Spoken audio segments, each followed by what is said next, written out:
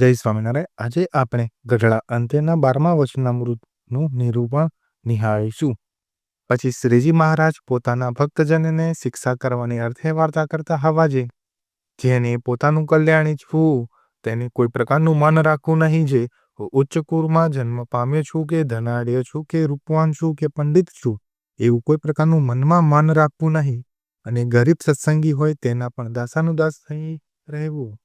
એટલે અહીં શ્રીજી મહારાજ આપણને કહે છે કે જો આપણે આપણું કલ્યાણ ઈચ્છવું હોય ને તો કોઈ પ્રકારનું માન ન રાખવું. કેવું માન ન રાખવું આપણે?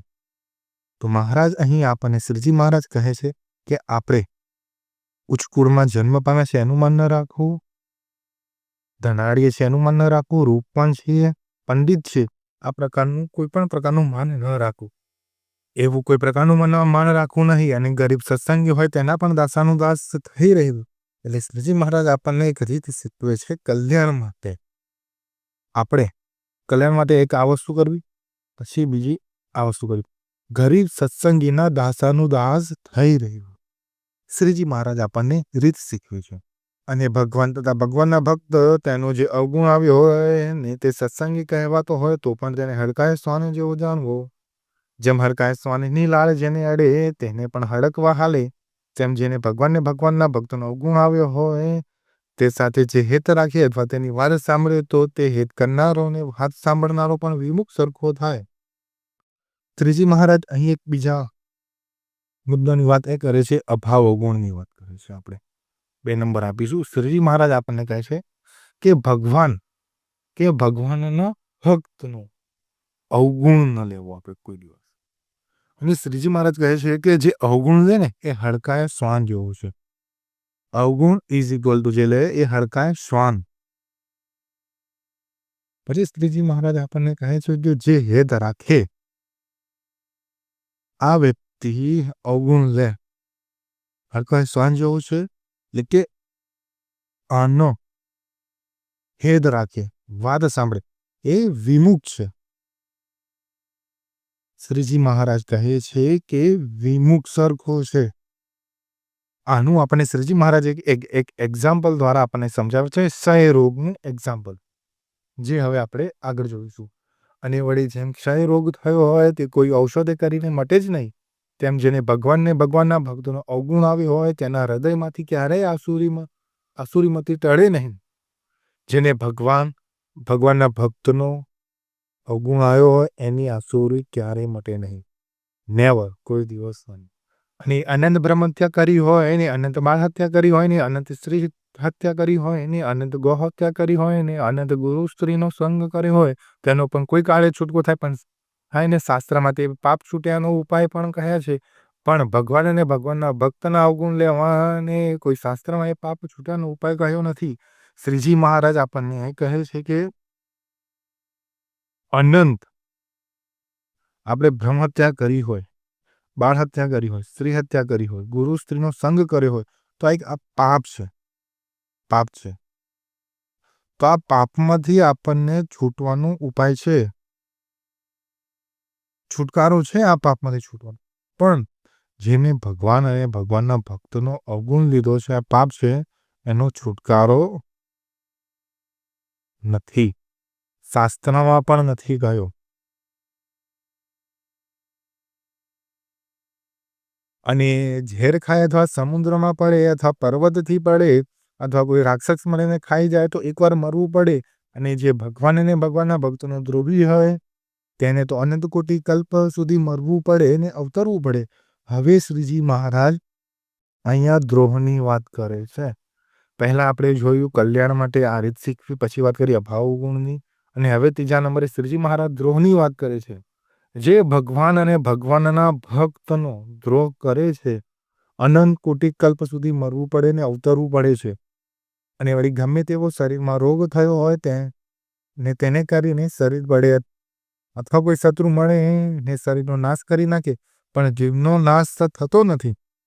જીવનો નાશ નથી થતો. આગળ આપણે જોઈશું. અને ભગવાનના ભક્તોનો દ્રોહ કર્યાથી તો જીવનો પણ નાશ થઈ જાય છે. ભગવાન ને ભગવાનના ભક્તનો દ્રોહ કરીએ તો જીવનો નાશ થઈ જાય છે. આમ જોવા જઈએ તો જીવનો નાશ નથી થતો. આપણે સાંભળીએ છીએ, કારણ કે જીવ તો અમર છે. ભગવાનને ભગવાનના ભક્તોનો દ્રોહ કર્યાથી તો જીવનો પણ નાશ થઈ જાય છે. ત્યારે કોઈ કહેશે કે જીવનો નાશ કેમ થતો હશે? ત્યાં તો દ્રષ્ટાંત જેમ નીચળો હોય તે પુરુષ પણ ન કહેવાય ને સ્ત્રી પણ ન કહેવાય, એ તો કેવલ વૃંદલ કહેવાય. તેમ જે ભગવાનના ભક્તનો દ્રોહ કરનારો હોય તેનો જીવ પણ એવો નકારો થઈ જાય છે. કોઈ દિવસ પોતાના કલ્યાણ ઉપાય કરી જ શકે નહીં. માટે એનો જીવ નાશ થઈ ગયો જાણવો, એમ જાણીને ભગવાનના ભક્તનો દ્રોહ કરવો જ નહીં. શ્રીજી મહારાજ આપણને એક્ઝામ્પલ આપે છે હિચડાનું. એ વૃંદલ કહેવાય એ રીતે પણ જીવની વાત કરી છે શ્રીજી મહારાજે. અને વળી પોતાના દેહના જે સગા સંબંધી હોય ને તે સત્સંગી હોય તો પણ તેમાં અતિશય હેત રાખવું નહીં. જેમ દૂધ સાગર હોય ને તેમાં સર્પની લાળ પડી હોય ને તેનું જે પાન કરે તેના પ્રાણ જાય, તેમ પોતાના દેહના જે સગા સંબંધી હોય ને તે હરિભક્તો હોય તો પણ તેમાં દેહના સંબંધ રૂપ સર્પની લાળ પડી છે. માટે તેમાં હેત કરનારનું જરૂર કલ્યાણ થાય છે.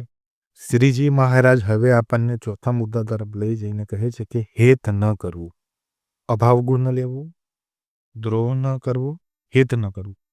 કોઈ સગા સંબંધી હોય આપણા કે સગા સંબંધી જ સત્સંગી હોય, સગા સંબંધી તો જો કલ્યાણ ઈચ્છવું હોય તો હેત ન કરવું. જો હેત કરે તો અકલ્યાણ થાય, કરે તો. અને શ્રીજી મહારાજ આનું આપણને એક એક્ઝામ્પલ આપે છે સર્પની લાળ દ્વારા, કે લાળ પડી હોય ને કેવી રીતે ઝેર થઈ જાય એ પ્રમાણે. એમ જાણીને જેને પોતાનું કલ્યાણ ઈચ્છવું હોય તેને દેહના જે સગા સંબંધી હોય તે સાથે હેત રાખવું નહીં. એમ સંસારમાંથી નિષ્ફળ થઈને ભગવાનના ચરણામાં વિનમ્રતા રાખીને ભગવાનનું ભજન કર્યા કરવું.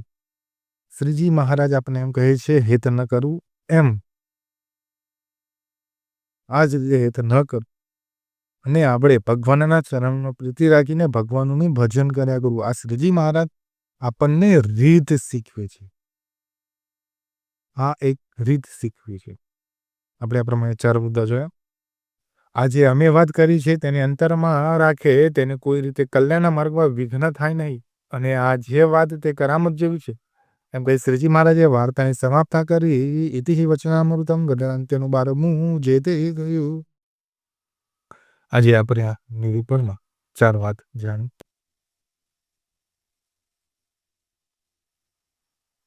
અભાવ, અગુણ ન લેવો.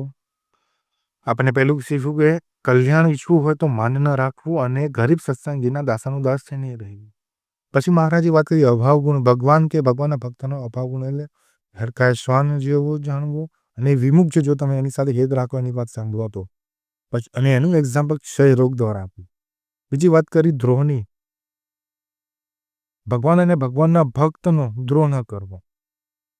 જીવનો નાશ થતો પણ આનાથી આપણો જીવનો નાશ થઈ જાય છે. ત્રીજા નંબરે વાત કરી કે હેત ન કરવું. કોનામાં હેત ન કરવું? સગા સંબંધીમાં હેત ન કરવું. ભલે સગા સંબંધી સત્સંગી હોય તો પણ તેમાં હેત ન કરવું. આ રીતે શ્રીજી મહારાજે આપણને 4 મુદ્દા આપ્યા. ભગવાન દ્રોહ, હેત ન કરવું અને કલ્યાણની આપણને રીત શીખવી. જો તમને આ વિડીયો ગમ્યો હોય તો લાઈક કરો, શેર કરો અને સબસ્ક્રાઈબ કરો આ યુટ્યુબ ચેનલને. અને આપણા સર્વે સત્સંગી હરિભક્તોને તમે શેર કરો. સર્વેને જય સ્વામિનારાયણ.